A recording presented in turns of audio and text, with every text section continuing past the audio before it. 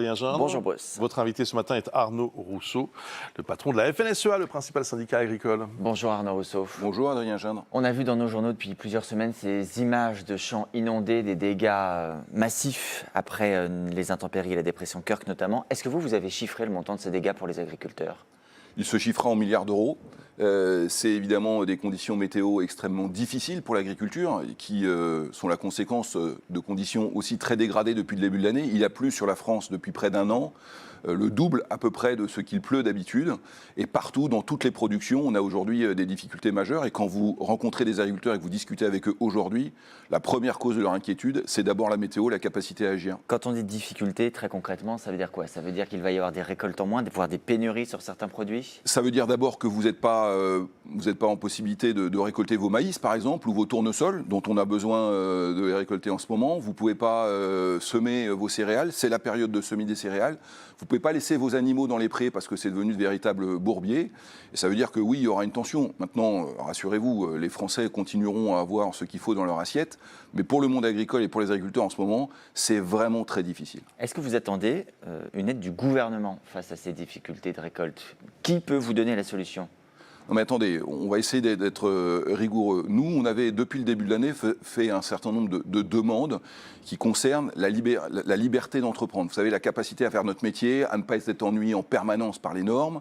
Ensuite, on a dit qu'il y avait un certain nombre de sujets qui devaient être traités, notamment dans le cadre de la loi, mais aussi dans le cadre réglementaire. Et c'est ce que la ministre de l'Agriculture vous dit ce matin dans le Figaro même. Elle dit « Je veux faire la chasse aux normes inutiles ». Elle vous a entendu. Adrien Gindre, j'ai lu cet article de la ministre et je m'en réjouis. Mais vous savez, les agriculteurs, ils entendent ça depuis des lustres. Et ce qu'ils ont besoin aujourd'hui, c'est d'actions concrètes dans leur cours de ferme. Je l'ai dit à la ministre, elle sera jugée non pas sur ses déclarations et les articles dans la presse, elle sera jugée sur sa capacité à faire concrètement dans le cours de ferme. Donc ce matin, vous attendez quoi concrètement, puisque vous dites qu'il faut faire ? Eh bien écoutez, j'attends par exemple que sur le contrôle unique qu'avait annoncé le gouvernement précédent, il se mette en place. Contrôle unique, c'est qu'il n'y ait pas une succession de contrôles les uns après les autres. Les agriculteurs, ils peuvent être soumis à près de 35 à 40 contrôles différents dans la même année. Ce n'est pas forcément 35 contrôles dans la même exploitation, mais c'est beaucoup de contrôles. Est-ce que oui ou non, on va avoir un contrôle unique ? Quand on a des sujets de date, par exemple, on n'épand pas de fumier après le 1er octobre. Il a plu tout le mois de septembre. Très concrètement, est-ce qu'on peut lever cette norme ? Le Premier ministre a dit « je mets une dérogation ». Oui, il a dit oui, dérogation. Il a dit oui momentanément. Il a dit oui momentanément. Ensuite, si après la pluie c'est le gel, on ne peut pas épandre sur sol gelé. Donc on sera coincé.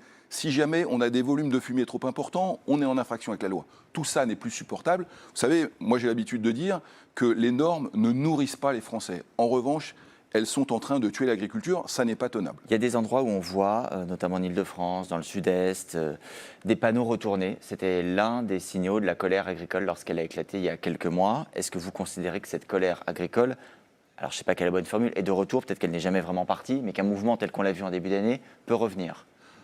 Non, la colère agricole n'est pas partie, pour des raisons simples que vous avez comprises. C'est que, on avait eu des engagements et une partie de ces engagements n'est pas tenue, même si dans le cas du futur projet de loi de finances, on voit un certain nombre d'avancées. Il y a quand même beaucoup de vos demandes qui ont été entendues sur le gasoil que vous utilisez dans les champs, sur la fiscalité pour les éleveurs. On nous a fait des promesses. Que les promesses soient tenues, c'est normal. Voyez ? Et si je vous dis qu'on a besoin d'actes aujourd'hui, c'est parce qu'on nous a fait un certain nombre de promesses au mois de mars et que les agriculteurs, effectivement, se sont émus qu'un certain nombre de ces promesses ne soient pas tenues. Alors aujourd'hui, comment vous jugez leur état d'esprit, l'état d'esprit de votre profession ? L'état d'esprit, il est extrêmement dégradé. Les gens attendent des mesures. Vous savez, quand vous avez le sentiment d'avoir manifesté dignement au début de l'année, quand vous avez eu un été très difficile, moins 25% de production en céréales, moins 25% quand vous êtes viticulteur, que vous avez quand vous êtes éleveur un certain nombre de contraintes sanitaires, la fièvre catarrhale ovine, la maladie épisodique hémorragique, le retour de la grippe aviaire, tout ça fait peser une forte contrainte. Et quand en plus, quand vous êtes en mesure de travailler, parce que c'est la période là dans un certain nombre de productions et qu'il pleut tous les jours, vous ne pouvez pas avoir le droit. Mais est-ce que vous souhaitez, est-ce que vous appelez même les agriculteurs à reprendre les mouvements pour vous faire entendre ? Parce que vous le dites, mais on voit bien que ce que le gouvernement a comme discours ne vous suffit pas. On a dit qu'on prendrait des décisions au mois de novembre, parce que là, encore une fois, vous savez, quand vous êtes agriculteur et que vous avez besoin de récolter votre maïs, récolter vos céréales, l'heure est au travail. Voilà, c'est l'heure du travail. Et en novembre ? Eh bien, en novembre, en fonction de ce qui sera décidé, et c'est pour ça qu'on dit à la ministre et qu'on a dit au gouvernement, agissez, arrêtez les déclarations, faites-le maintenant, parce qu'on a besoin de mesures concrètes. D'ailleurs, c'est ce que dit la ministre dans son interview de ce matin. Je vais mettre des mesures concrètes. Eh bien, chiche, Madame la ministre, allons-y maintenant, allons-y rapidement, parce que les agriculteurs, encore une fois, ils jugeront sur pied, pas sur les déclarations. Le dialogue, il existe toujours avec le gouvernement, ce nouveau gouvernement? Oui, on a rencontré, vous savez, il est en train de se mettre en place. La ministre est arrivée depuis un peu plus de 15 jours. On comprend que tout ça ne se fait pas en 3 jours. Mais je le dis, les agriculteurs, depuis le mois de janvier, Non, mais il y avait attendent aussi des un problème décisions. de dialogue précédemment. Donc c'est pour ça que je vous pose la question. On ne l'a jamais interrompu. Maintenant, on a fait le constat qu'on nous avait fait beaucoup de promesses et qu'un certain nombre ne se voit pas. Vous savez, les agriculteurs, encore une fois, c'est le concret qui les intéresse. Alors justement, dans les sujets concrets du moment, si on prend quelques exemples, hier, le risque sur la grippe aviaire a été relevé de négligeable à modéré. Est-ce que c'est un sujet d'inquiétude pour vous? Est-ce que par exemple, là aussi, sur la production de volailles, de foie gras, je ne sais pas, dans les prochaines semaines, il y aura des conséquences?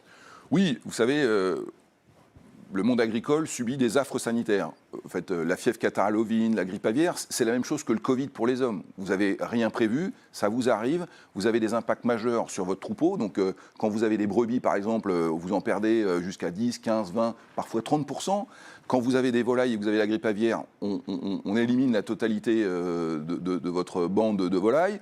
Là, on craint par exemple l'arrivée de la peste porcine africaine. On voit tout un tas de pandémies nous pendre au nez. Évidemment, c'est très anxiogène. Ça a des impacts en termes de production. Là encore, on aura du foie gras, on aura des volailles, des dindes à Noël. Mais faisons attention parce que les agriculteurs tout seuls ne peuvent pas affronter ces pandémies. Les Français n'ont pas affronté le Covid tout seuls. Il n'y a pas de raison que les agriculteurs affrontent ces pandémies tout seuls. Mais dans les solutions, dans tout ce que vous nous dites, il y a les normes, on a compris.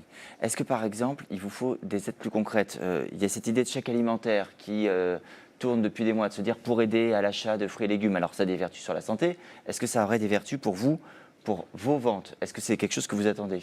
D'abord, ce n'est pas une bonne nouvelle qu'un certain nombre de Français n'arrivent pas à se nourrir. Et quand on est agriculteur, c'est quelque chose qu'on a du mal à encaisser. Ensuite, on le dit depuis longtemps, il faut qu'on mette en place un vrai soutien pour ceux qui sont les plus nécessiteux et qui ont du mal à se nourrir. Vous savez, les enfants qui mangent qu'une fois par semaine, une fois par jour à la cantine, c'est le quotidien des élus. Et donc nous, ce qu'on dit, c'est que ce soit un chèque alimentaire, et Mme Borne avait dit à l'époque, je ne veux pas entendre parler de chèque, peu importe le mode opératoire. En tous les cas, de proposer des produits de qualité, des produits français aux consommateurs qui ont le plus de difficultés à se nourrir, pour nous, ça a du sens. Et tout ce qui pourra être fait dans ce sens aura notre concours. Parce qu'encore une fois, on a une production de qualité, probablement une des meilleures de ce qui se fait dans le monde. On a besoin de la promouvoir. Et je le lis parce que quand on voit le Mercosur nous planer au-dessus de la tête, vous savez, c'est ce fameux accord qui prévoit d'importer du Brésil et d'Argentine des denrées alimentaires dans des conditions de production qui ne sont pas les nôtres, ça nous rend fous. Merci beaucoup Arnaud Rousseau, merci Adrien Jean.